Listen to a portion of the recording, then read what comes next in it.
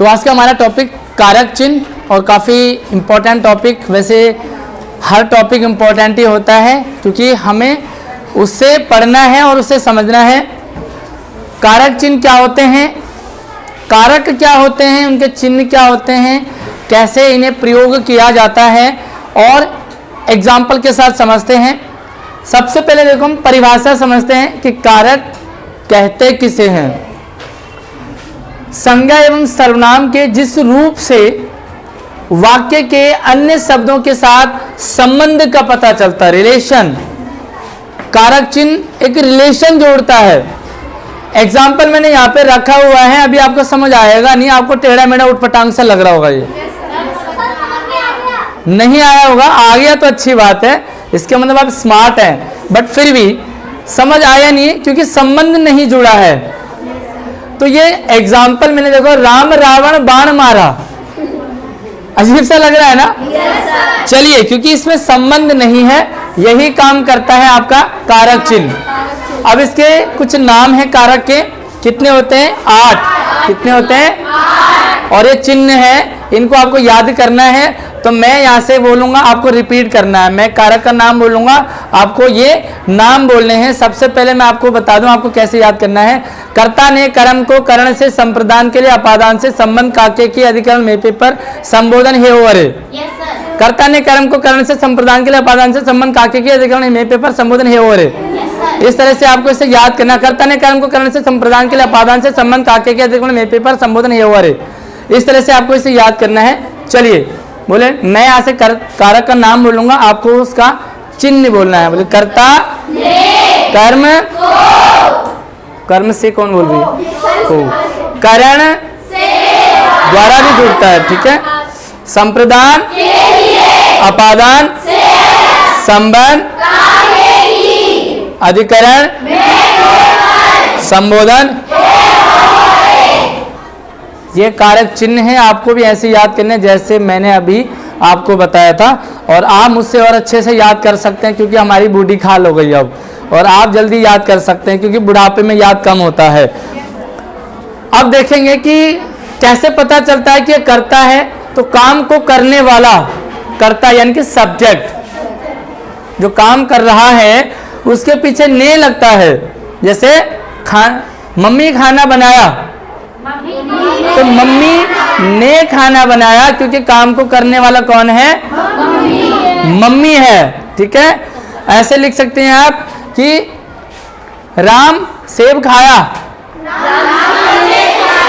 राम ने सेब को खाया, क्योंकि सेब क्या है? कर्म है। जिस पर असर पड़े कर्म का वो कर्म होता है। हालांकि इन सब की अलग अलग डेफिनेशन है, आपको उतना डीप में नहीं जाना है, सिर्फ उनके चिन्ह को याद करना है कि कौन सा किसका चिन्ह है, कैसे संबंध जुड़ता है कर्ता। यहाँ पे आपने नोट किया होगा, आपको बोलना चाहिए था कि सर करण भी से है, अपादान भी से है, क्या अंतर है दोनों में? बाकी सब में मैंने लिखा आपको एग्जाम्पल के लिए, से कौन सा कारक का, किस कारक का चिन्ह है, क्या लिखोगे?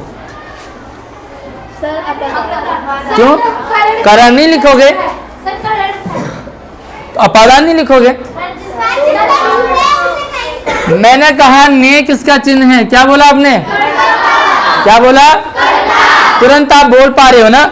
इसका मतलब कर्ता जो है वो ने कर्ता का चिन्ह है। तो से किसका चिन्ह है भाई?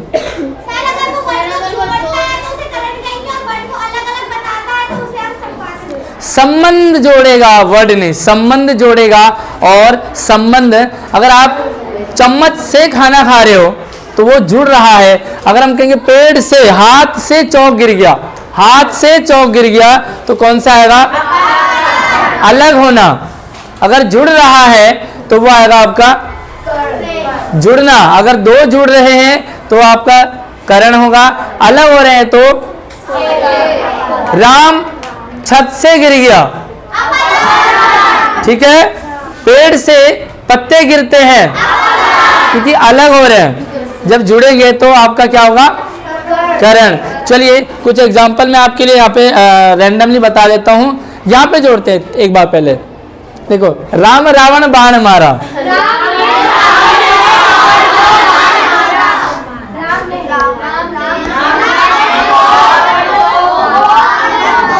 राम ने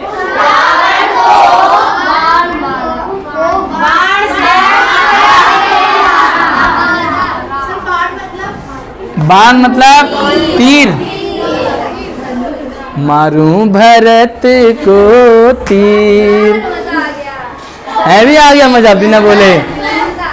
तो राम ने, इससे पहले आपने संबंध नहीं जोड़ा था, राम ने संबंध जुड़ गया। अब रावण को पता लग रहा है किसने किसको किससे मारा, ठीक है ना। तो यही आपका कारक चिन्ह होता है जो कि संबंध बताता है। और अभी मैं मिस हो रहा हूँ, एक छोटी सी मैंने कहानी बनाई है, छोटी सी कहानी जिसमें कि कारक सारे चिन्ह उसमें ऐड होने चाहिए। आप बना सकते हैं एक ऐसी छोटी सी स्टोरी जिसमें कारक के सारे चिन्ह ऐड हो रहे हैं, कम से कम 6 और 7 तो हो ही, ठीक है। तो आप जोड़ सकते हैं, राम ने सीता को अपने घर में खाने के लिए बुलाया,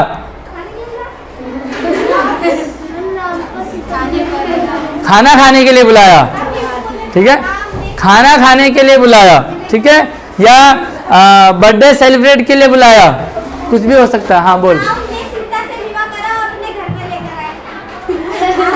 हाँ तो कुछ भी हो सकता है ना, हमने सेंटेंस, जरूरी नहीं है वो वाले राम हैं जिन्होंने सीता से शादी करी, ये राम वो भी हो सकते हैं जो आपके आसपास पड़ोस में भी इस तरह के राम आपको मिलेंगे।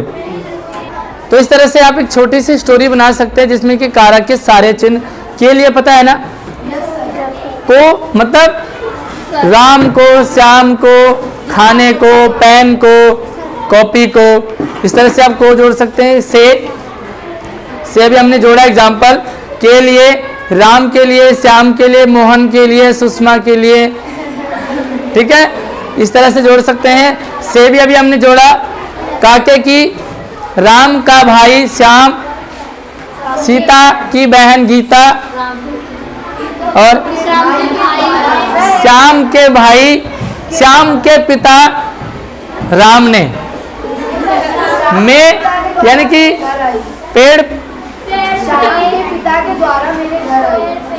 द्वारा, ओके। आपका जो तृतीय विभक्ति है, सॉरी इसमें विभक्ति भी होती है, ये विभक्ति चिन्ह से जुड़ते हैं। अगर आप संस्कृत जोड़ोगे तो ये प्रथमा विभक्ति, ये द्वितीय विभक्ति, ये तृतीय विभक्ति, ये चतुर्थी, इस तरह से जोड़ सकते हैं आप। यहाँ पे आएगा संबोधन। संस्कृत में विभक्ति होती है ना, कर्ता कारक प्रथमा विभक्ति होती है, काम को करने वाला कर्म से। इसी तरह से आप अधिकरण में पे पर, यानी कि हाथ में चौक है, हाथ में चौक है, तो कौन सा कारक होगा?